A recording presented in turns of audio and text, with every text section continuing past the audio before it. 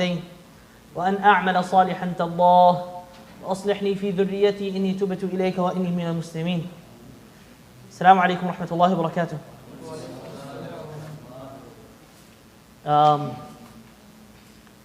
The lesson we have today, usually I do tafsir on this day, but tafsir requires more preparation, and I have my finals right now, so I don't have the flexibility and time to prepare for a tafsir lesson. You know, anytime a person speaks or does tafsir, there's like a huge amana ilmiya, meaning that, you know, like you have to be confident in everything that you're saying, and that requires doing lengthy research, and I don't want it, I want to give it its right. We're going to be covering, and this is the last lesson of Sheikh Abdul Fattah's book, by the way. So we finished this book today. And then after that, we'll do another book by Al-Imam al-Zabnuji, and the etiquettes of a student and teacher, especially nowadays youth. They need to know what it means to be a student. They might be studying in class, but they don't know the adab of what it means to learn. I mean, for us, not for me, but I mean, maybe my case was different because I went to a madrasa. But for those that grew up back home, the way that students act with their teachers nowadays, back then you get a nice left hand or backhand, you know? Like what the students do nowadays is completely unacceptable, the way they talk back to their teachers. MashaAllah, they'll be on their phones and the teacher's talking. None of that was acceptable in I'm sure your time. But nowadays, things of this nature, speaking back to your elders, speaking to your teachers in you know, that type of tone, not paying attention in class, being on your phone, all of these things, sadly, it's become, wallahi, the list goes on and on and on and on. And I don't want to there's no point of keep mentioning the problem. We need to fix this. We need to bring the solution. You know? So inshallah, we're going to be covering that. And hopefully you force your children to watch those videos, because it's going to be specifically for them, the TikTok generation, inshallah. Condolences. Okay, so the lesson today and the last lesson of this book is about how to give condolences. And we recently had a mother of one of the community members. She passed away. We ask Allah subhanahu wa ta'ala, Allahumma ghfir laha warhamha wa'fu anha wa akrim nuzulaha wa wasi' mudkhalaha waghsilha bil ma'i wa thalji wal barad wa naqiha min al khataya kama yunaqqa thawb al abyad min al danas. We ask Allah subhanahu wa ta'ala to forgive her, to elevate her status, and to make it easy for her family. When it comes to giving condolences, and sisters, sorry, is the TV on for sisters? Okay, it's on. So no excuse. Breaking unpleasant news and giving condolences. If you must give the undesirable news of a tragic accident, someone passed away, or whatever it may be, you have to do it in a very delicate way, you know, in a way that decreases the impact that it will have on that person. You have to be as mild and as gentle as possible, you know. One should start by giving the name of the person in question. Don't break the news by saying, do you know who passed away today? You know what happened? You know, trying to make it even bigger. Make it easy for the person. Give it in a very easy, gentle, mild way. You don't know that person's reaction. Maybe that person was so beloved to them. If you tell them in that sort of way, it'll just completely like shatter them, right? So you have to find the best usloob, the best way, gentle, mild way to, you know, give the news of someone who has passed away. So don't say, do you know who died today? But rather say, so and so, so and so person. He fell sick, and now just recently he passed away. Find a gentle way to break the news rather than shatter that person's heart. Okay, because you don't want to frighten them, right? Because it's a big deal. It's the tragic news of someone passing away. So make it very bearable by softening the way you deliver it. Okay, so this is similar to how you deliver any sort of news. If you deliver the news of any a tragedy, whether it be an accident, a fire, someone drowning, whatever it may be, deliver it in a gentle way, as gentle as possible. Prepare the listener for the news in a way that minimizes the impact. Mention the name of the person in a kind way, not a shocking way. Don't make it a bigger deal than it is. Be calm. If you're calm, then the person will receive the news in a calm way. But if you say, "Oh my God, you know what happened? So and so, he just passed away," then you're going to make that person also have that similar reaction, and you're trying to minimize that. Again, some people, they have weak hearts, some, perhaps some, if you tell an elderly woman that one of her, relatives passed away, she might faint. And I've seen it in my own family that stuff happens, when because it's very impactful for them. So those that are weak and faint at heart, make sure you're very gentle in the way you tell them. And choose the appropriate time to deliver such news. I'm sure all of us have had to, at one point in time, deliver some bad news to somebody. If not now, if you're young, then it's going to happen eventually, at some point in time, because all of us are going to be passing away, including our family members. So at one point in time, you're going to be involved in such a thing. So choose an appropriate time to deliver the news. It should not take place at a meal. If you're having a meal, let the person finish. Don't bother them, because then it'll completely take away their appetite. Do not tell them before they go to sleep. Why? Because then, khalas, there's no sleep for them. Right? And do not tell them during an illness. If they're sick, then don't make their sickness worse by telling them the tragedy of this news. A lot of times, what I've noticed is when people, for example, may Allah subhanahu wa ta'ala protect all of us. Qulu ameen. But if two people are ever in an accident and one of them passes away and the other doesn't, they usually don't break the news of the first one passing away, the passenger, because they don't want to shatter that person's heart. They're already defeated. They're already injured. They're already in the hospital bed. You're telling them worse news is going to make it harder for them to recover, right? So usually they break it with ease after some time. They do that. So this is kind of where you need to keep this sort of stuff in mind, that you tell a person in the most appropriate time. You all know the story of the mother of who? The small child, Ya Aba Umayd, Ma fa'al al-Nughayd, the small child whose bird passed away. I believe it was, subhanAllah, what's the name of the Sahabiya? I forget. I mentioned the story, huh? Yes, I mentioned it so many times, I don't know why. The small child that passed away, Aba Umayd, the one whose pet bird passed away as well. When he passed away, the father was out in travel. When he came back, the mother took care of him. The wife took care of him, fed him, slept with him, did all that. Then she said, what would you say if the neighbor, you remember that, I've mentioned it several times. You say, see, she chose a perfect time so that when he got the news, khalas, it wasn't going to be heavy. Imagine he just came back from travel and all of a sudden, your son passed away. Khalas, qataltu. Like he's khalas, you're gonna make it so hard for him to receive that. And see, the second way was so gentle that it was easy for him to swallow such a news. And of course, it's painful regardless, right? So finding the perfect time to let people know, but also don't hasten it. Don't hasten it either.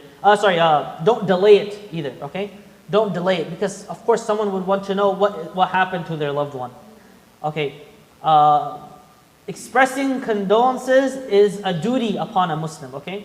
Parting among loved ones is the rule of Allah subhanahu wa ta'ala in His creation. Meaning that, the best example is, how at an airport, this is like an airport. We're just here sitting in our gates, waiting for us to take our flights. So that's literally what it is. And you know how people, they at the airport, you see a lot of people, they're usually very sad at times because they're parting ways with their loved ones.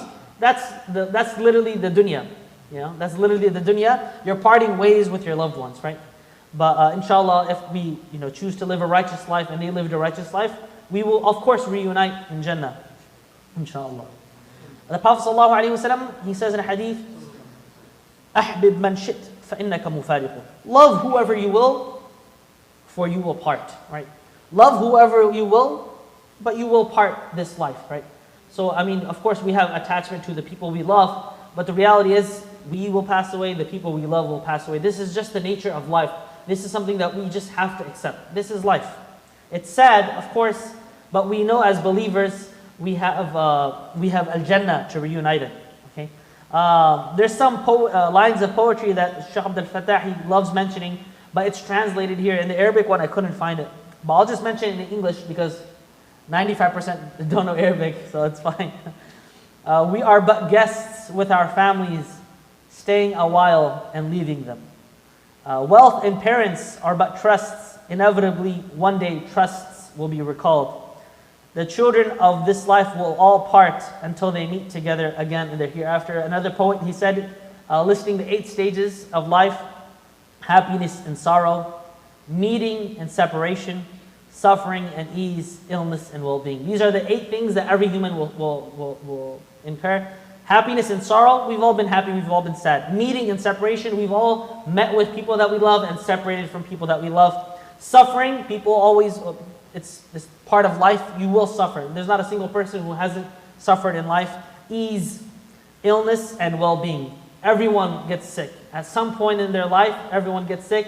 And of course, another poet, he said, "Make endurance, my friend, and leave painful sorrow. You are not alone, everyone lost or will lose a loved one." Okay, if a relative or a close one, close friend, loses someone that they love, hasten to offer your condolences, because you have that moral obligation towards your relatives and friends of alleviating their suffering and making life easier for them, right? And so you could do that by, of course, attending the funeral. If you know that person and you don't attend the funeral, عيب عليك. You should attend the janazah. Take off from work if you have to, right? Attend the funeral, attend the burial, especially if it's someone that's close to you, a friend, someone that you know personally that has lost someone. You should for sure attend the janazah and the burial. Aside from it, of course, being a rewarded gesture of sympathy that you're showing to that person, it's also like a reminder for you as well. When you see the qabr, you see the janazah, you see what the people are experiencing of emotions, it reminds you of death. Death is the best reminder. The Prophet ﷺ, before I say that, there's a line of poetry, وَكَانَتْ فِي حَيَاتِكَ لِي عِظَاتٌ فَأَنْتَ الْيَوْمَ أَوْعَظُ مِنْكَ حَيًّا, which means, your life taught me many lessons. Today, your death taught me the most important lesson. You see, death is the most important lesson that we could teach each other. Imam Bukhari in his Sahih, he narrates a hadith of the Prophet ﷺ. The rights of a Muslim, we've covered this hadith before. One of the rights of the Muslim is that you follow and attend their janazah. You follow and attend their funeral. Okay?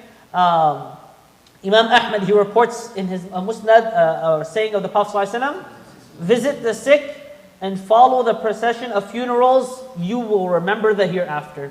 So by us doing that, it reminds us of the fact that this life is limited, and of course we will all pass. Condolences, by the way, you're supposed to encourage them to remain steadfast, composed, and to trust in Allah subhanahu wa ta'ala. Remind them of the ayat, الذين إذا أصابتهم مصيبة قالوا إنا لله وإنا إليه راجعون أولئك عليهم صلوات من ربهم ورحمة وأولئك هم المهتدون. Remind them of ayat. Also praying for the deceased. You should pray for the deceased and pardon them as well, as they will receive the benefits of your du'as. Making du'a for them will benefit them, so make du'a for the one who has passed away. Don't be stingy with du'a, make du'a for them. Sunan Ibn Majah and Al-Bayhaqi, they mention a hadith of the Prophet ﷺ. A Muslim who consoles another Muslim suffering from a calamity will be awarded a dress of dignity by Allah on the Day of Judgment. Okay? So it's very rewarding to console people that are suffering from calamities. Okay? Making dua for the deceased, and of course, speaking to them in a way that's encouraging, reminding them of sabr, reminding them of reward, reminding them of the nature of this life. Because at times people, they need reminders, Like sometimes people are like, I don't want to be that one religious guy that just gives reminders. But sometimes people want that. They want to hear it, Especially at a time of suffering. Don't do too much. Don't give khutbah to them, But just saying something small, it helps ease the soul. It's like Allah subhanahu wa ta'ala, He's watching your back. Like that's just to remind people of that. The Prophet sallallahu alaihi wasallam, at the time of the death of the husband of Salama, he said, Allahumma ighfir li Abi Salama warfa' darajatahu fil mahdiyyin واخلفه في عقبه في الغابرين واغفر لنا وله يا رب العالمين وافسح له في قبره ونور له فيه. Okay, the Prophet ﷺ, he said, Ya Allah, forgive Abu Salama, elevate his status among the guided people, look after the family that he left behind. O our Lord of the universe, forgive us and him, comfort him in his grave, and lighten his state. Meaning, make dua for the one who has passed away. Okay? Again, reminding them of those things that would ease their burden. There are many ahadith and ayat. I'm sure you all know them. الَّذِينَ إِذَا أَصَابَتْهُمْ مُصِيبَةٌ is one of them. كُلُّ نَفْسٍ ذَائِقَةُ الْمَوْتِ كُلُّ شَيْءٍ هَالِكٌ إِلَّا وَجْهَهُ. The Prophet ﷺ also reported, Ya Allah, reward my calamity and replace my loss with a better one. The Prophet ﷺ, he would say, لِلَّهِ مَا أَخَذْ وَلَهُ مَا أَعْطَى وَكُلُّ شَيْءٍ عِنْدَهُ بِمِقْدَارٍ أو بِأَجْرٍ مُسَمَّى.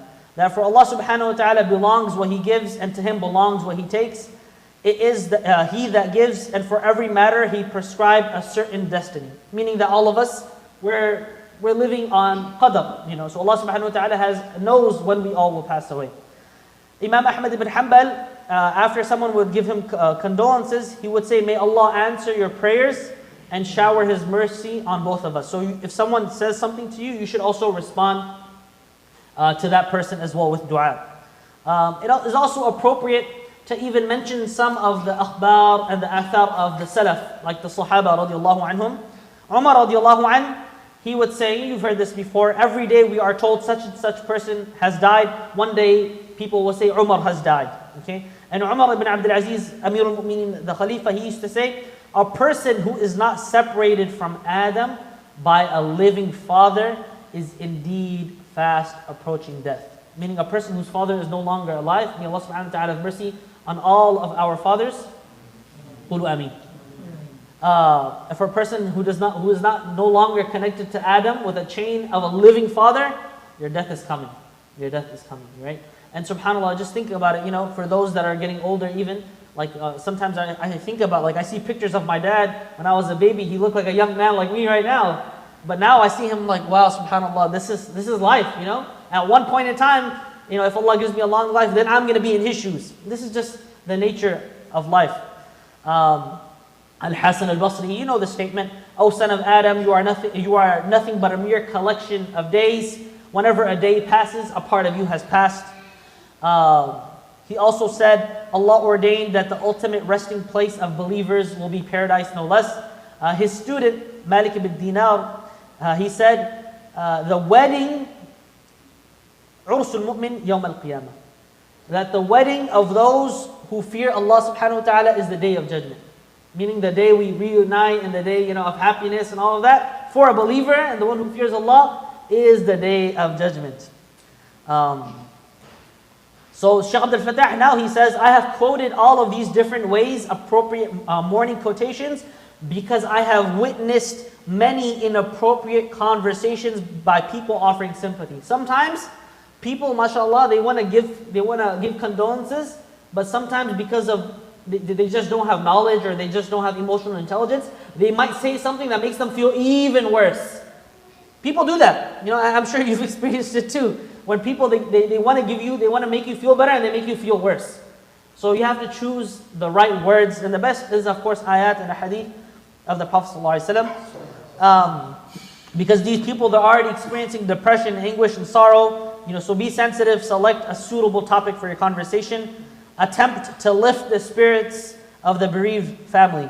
One of the great scholars, he said, sorrow and sadness will increase rewards.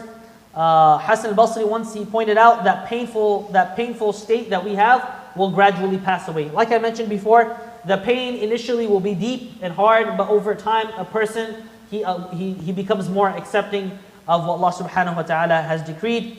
The great scholar Ata, he mentions that a believer will not be happy for one complete day. Meaning that there's not a single day except that it has some ups and downs. Even our normal day-to-day life, we have our ups and downs. The Shaykh Abdul Fattah, he mentions about bringing flowers to the deceased. He said, many people bring flowers. They buy the best flowers to show their deep sympathy and concern. To do this is forbidden. Whether presenting it at the funeral or accompanying the funeral with it or bringing it to the house of the deceased, this wasteful imitation of some non-Muslims is an unwholesome innovation that should be avoided. This is what Shaykh Abdul Fattah, he's very strict in this matter. Meaning that we should not be imitating the kuffar by taking flowers and bringing it to the house of the deceased. You'll see sometimes when someone passes away, they bring so many flowers, the whole house gets full of like bouquets after bouquets after bouquets. Shaykh Abdul Fattah, he says we should not follow them in this practice. Those who do such a thing will have no reward from Allah. To the contrary, they will be questioned for such meaningless waste. Meaning that a person, perhaps maybe they might not even be getting reward, they might be even getting sin. Another innovation that people have is, doesn't happen here, but overseas, they'll have the car that's carrying the deceased broadcast through speakers recitation of the Quran. Okay, this is what they do in some countries. What they'll do is the deceased will be passing and they'll have the speakers playing Quran very loudly. It's as though they're announcing the passing away of someone, you know. And so this is not this is an innovation and something that a person should not do. Thoughtfulness, humbleness, remembrance, reflection, awareness of Allah, and prayers for mercy should characterize the funeral procession. Meaning that these are the things that you should be focused on, not those innovations. No sad music or religious chant should accompany funerals. Meaning not singing nasheeds and doing this. This is not a time of farh. This is a time of sadness and reflection. Okay. Shaykh Abdul Fattah, he then mentions about reading Quran. You know, we have Quran Khanis, right? When a person passes away, people come together and they read Quran, right? In the Aza, we call it Quran Khani, right? Shaykh Abdul Fattah, he said, rather, because this is what they do abroad, they just hire someone to come and read Quran, okay? But the better alternative is that they get 30 parts of the Quran, you divide the Quran, okay? And everyone takes a part, and when they come for the Aza, you know, giving condolences, what do they do? Each person takes a portion of the Quran, and by the time everyone is done, one whole khatma of the Quran has been read with the intention of that reward reaching the deceased person. So this is something that is encouraged and something that should be done. The Hanafi school of fiqh, of course, allows this, for us to read Quran on behalf of those that have passed away. A lot of people, sometimes they think bid'ah. I don't know why people love using the word bid'ah, but reading Quran and with the intention of giving that reward to someone who has deceased is actually a practice that the Muslims do and found within the schools of thought in our tradition. The reason why this is even encouraged is because you'll notice people, when they come for azab, they begin to do trivial talk, and sometimes it's become characteristic of these gatherings, that people come for azab, but instead of reflecting, instead of thinking about death, what they do is just chit-chat about their normal day-to-day lives. Well, I've seen it. So what rather we should do is read Quran, have someone, a shaykh maybe come and give a reminder, give a dua, you know, maybe the family can give some reflections on the life, right? Something that's wholesome, rather than people coming just chit-chatting and eating food, right? This is not what is what should be done. So with that, we finish the book. Alhamdulillah, ala husn al-khatima. If there's any other points that you would like to mention that people should keep in mind when it comes to giving condolences or specific to janazah, if sisters would like to make any points as well, inshallah. Any points regarding it? Janazah adab, or what you should keep in mind? One thing that you said, yes. announcing the death is not permissible. Announcing the death? Cannot say death like publicly, for example. I never said that. In the back home we have seen that if some important person passes away, they announce it microphone and in the local news. And also they put in the newspaper also. Mm-hmm. That's fine. Yeah, to let people know that that person has passed away, so more people can make dua for him. Of course, no, that's fine. Yeah. The more people that know, the more people that will make dua for him. But for the important people in that person's life, you need to find the most gentle way of delivering that news. That's all I meant. So what I mean is don't hastily go and tell them in a way that's not appropriate. Find a nice matter. Like for example, if someone were to be delivered the news of the passing of their father or mother, you have to find a appropriate way, because you might break that. They might start crying, and they have a whole day. They might be eating dinner. They might not be able to go to sleep. Find a proper time for it. If there's any other things, yes. That by taking the janazah, they do the kalima, right? Subhanallah, walhamdulillah. Yeah. Yeah, it's fine. You could do tasbih. There's no problem with tasbih. Yeah. The whole point is that he doesn't, like the Shaykh Abdul Fattah was mentioning some innovations that they have done, where basically they blast recitation of the Quran of the car that's delivering the deceased. That's not something that is, that's an innovation. Yes. Anything else? Okay, inshallah.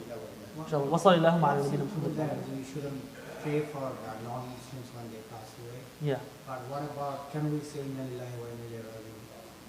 Because that, Yeah, that means like everything belongs yeah, to of Allah. course. Inna lillahi wa inna ilayhi Yeah, raji'un. I know like some people say like, yeah, it's non-Muslim and we should not say that. I mean, to Allah, everything belongs and everything returns. Where they go after